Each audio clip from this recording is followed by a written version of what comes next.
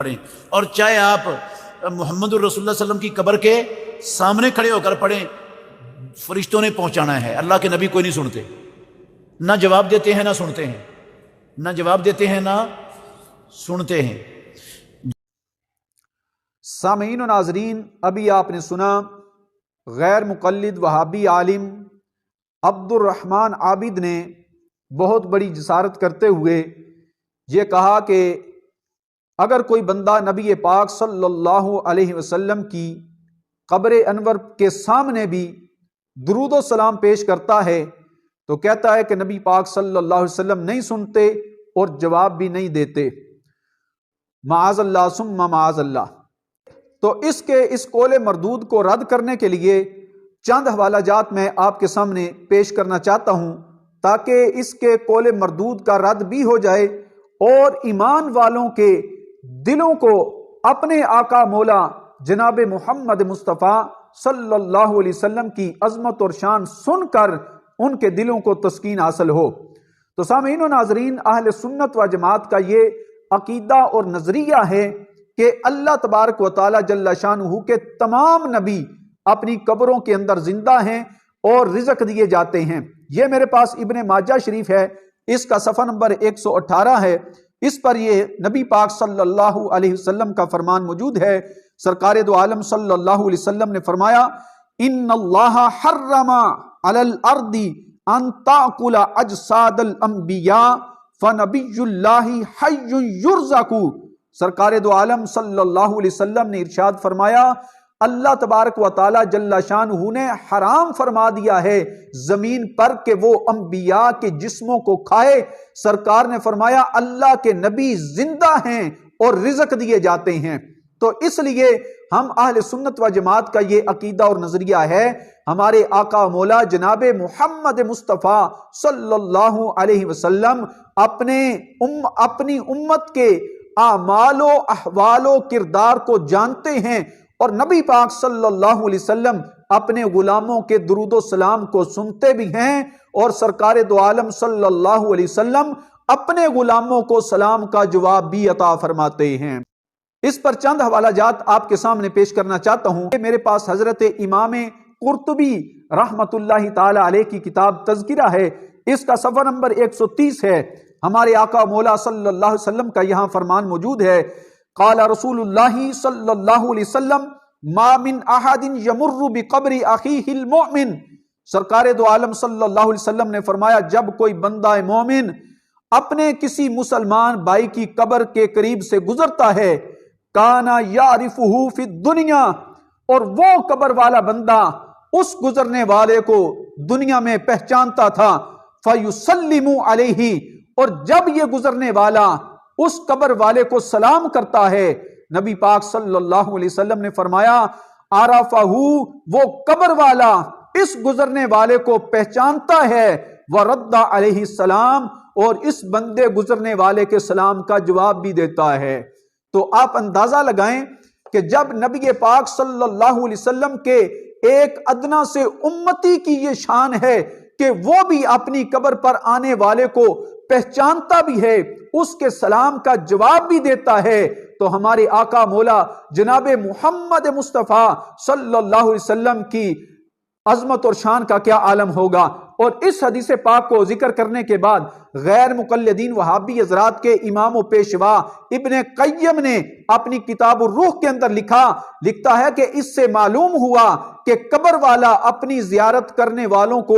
جانتا بھی ہے اور ان کے سلام کا جواب بھی دیتا ہے۔ یہ سرکار کے ایک ادنا سے امتی کی یہ شان ہے۔ نبی پاک صلی اللہ علیہ وسلم کی عظمت اور شان تو وراء الورا ہے، اس کی کوئی انتہا ہی نہیں، اور مخلوق کے بس میں نہیں ہے کہ ساری مخلوق مل کر بھی سرکار دو عالم صلی اللہ علیہ وسلم کی عظمت اور شان کا احاطہ کر سکے۔ اس پر دوسرا حوالہ میں آپ کے سامنے پیش کرنا چاہتا ہوں، سنن ابی داود شریف ہے، حدیث نمبر 2041 ہے۔ اس پر ہمارے آقا مولا جناب محمد مصطفیٰ صلی اللہ علیہ وسلم کا یہ فرمان موجود ہے۔ حضرت ابو ہریرہ رضی اللہ تعالیٰ عنہ اس حدیث پاک کے راوی ہیں، فرماتے ہیں، قال رسول اللہ صلی اللہ علیہ وسلم، کہ نبی پاک صلی اللہ علیہ وسلم نے فرمایا ما من احد یسلم علی الا رد اللہ علی روحی حتی ارد علیہ السلام۔ نبی پاک صلی اللہ علیہ وسلم نے فرمایا جب میرا کوئی غلام مجھ پر سلام پیش کرتا ہے تو سرکار نے فرمایا اللہ تعالیٰ میری روح کو لٹاتا ہے حتی ارد علیہ السلام، یہاں تک کہ میں اپنے اس غلام کے سلام کا جواب دیتا ہوں۔ تو اس حدیث پاک میں یہ واضح طور نبی پاک صلی اللہ علیہ وسلم نے فرمایا کہ میں اپنے غلاموں کے سلام کا جواب دیتا ہوں۔ اور میں آپ کے سامنے اس بات کو بھی واضح کر دینا چاہتا ہوں کہ یہ حدیث پاک میں جو الفاظ آئے ہیں رد اللہ علیہ روحی، اس کا معنی کرتے ہوئے حضرت امام ملا علی قاری رحمت اللہ تعالی علیہ نے، امام جلال الدین سیوطی رحمت اللہ تعالی علیہ اور علامہ سبکی رحمت اللہ تعالی علیہ، آپ نے شفاء السقام کے اندر اس بات کو لکھا، فرماتے ہیں کہ رد اللہ علیہ روحی، اس کا معنی یہ ہے کہ نبی پاک صلی اللہ علیہ وسلم اپنے مزار پر انوار میں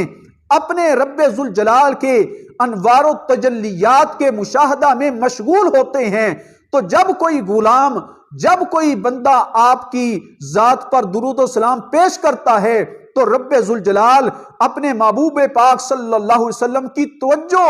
اس غلام کی طرف مبذول فرما دیتا ہے۔ دوسرے نمبر پر آپ کے سامنے میں حوالہ پیش کرنا چاہتا ہوں، یہ حضرت امام جلال الدین سیوطی رحمت اللہ تعالی علیہ کی کتاب ہے الحاوی للفتاوی، اس میں یہ حدیث پاک ہے، اور علامہ حسمی نے اس حدیث پاک کو ذکر کرنے کے بعد یہ کہا کہ اس کے رجال صحیح کے رجال ہیں جو حدیث پاک میں آپ کے سامنے پیش کرنے لگا ہوں۔ حضرت ابو ہریرہ اس حدیث پاک کے راوی ہیں، فرماتے ہیں سمعت رسول اللہ صلی اللہ علیہ وسلم، حضرت ابو ہریرہ فرماتے ہیں میں نے اللہ کے محبوب صلی اللہ علیہ وسلم کو یہ فرماتے ہوئے سنا۔ کیا سرکار دو عالم صلی اللہ علیہ وسلم نے فرمایا؟ نبی پاک صلی اللہ علیہ وسلم نے فرمایا والذی نفسی بیدہ، اس ذات کی قسم ہے کہ جس کے دستے قدرت میں میری جان ہے۔ سرکار نے فرمایا لا ینزلن عیسی بن مریم، سرکار نے فرمایا ضرور عیسیٰ علیہ السلام نزول فرمائیں گے۔ ثم لئن قام علی قبری، اور پھر اگر حضرت عیسیٰ علیہ السلام میری قبر پر آئے، فقال یا محمد، اور انہوں نے میری قبر پر آ کے مجھے پکارا، تو سرکار نے فرمایا لا اجیبنہ،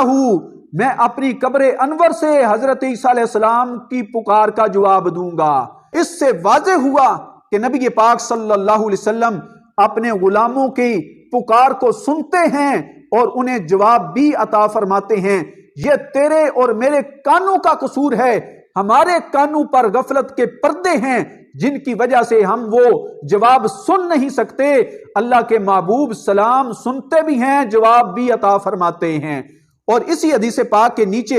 حضرت امام جلال الدین سیوطی نے دوسرے الفاظ کے ساتھ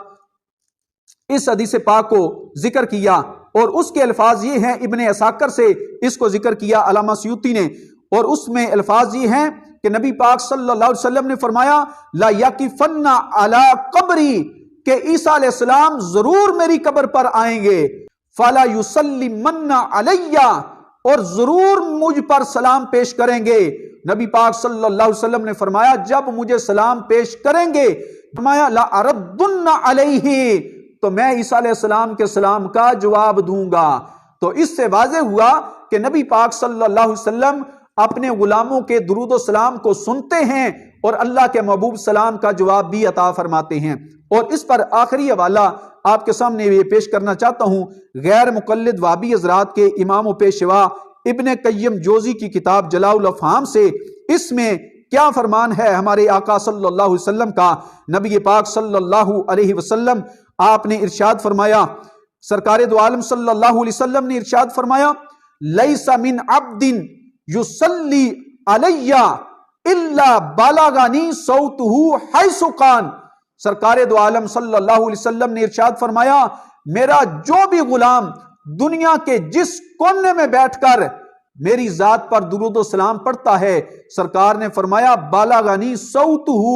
تو اس بندے کے درود و سلام کی آواز مجھے پہنچتی ہے۔ نبی پاک صلی اللہ علیہ وسلم نے فرمایا کہ دنیا کے جس کونے میں بیٹھ کر میرا غلام مجھ پر درود و سلام پڑھتا ہے، سرکار نے فرمایا مجھے اس کی آواز پہنچتی ہے، اور سرکار دو عالم صلی اللہ علیہ وسلم اپنے غلاموں کے درود و سلام کو سنتے ہیں اور اللہ کے محبوب سلام کا جواب بھی عطا فرماتے ہیں۔ اس سے واضح ہوا کہ ہمارے آقا و مولا جناب محمد مصطفیٰ صلی اللہ علیہ وسلم اپنے غلاموں کے درود و سلام کو سنتے بھی ہیں، انہیں جواب بھی عطا فرماتے ہیں۔ یہ وہابی مولوی کا کہنا کہ نبی پاک صلی اللہ علیہ وسلم سنتے بھی نہیں، جواب بھی نہیں دیتے، یہ اس کا قول مردود ہے اور اس کا قول بدتر از بول ہے۔ نبی پاک صلی اللہ علیہ وسلم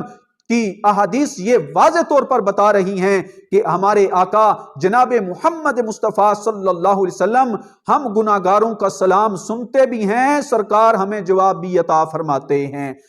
خشک شاخوں کو وہ تازہ گلاب دیتے ہیں، عہد پیری کو وہ پھر سے شباب دیتے ہیں۔ پڑھ لے درود غفلت نہ کر، خدا کی قسم اب بھی وہ تیرے سلام کا جواب دیتے ہیں۔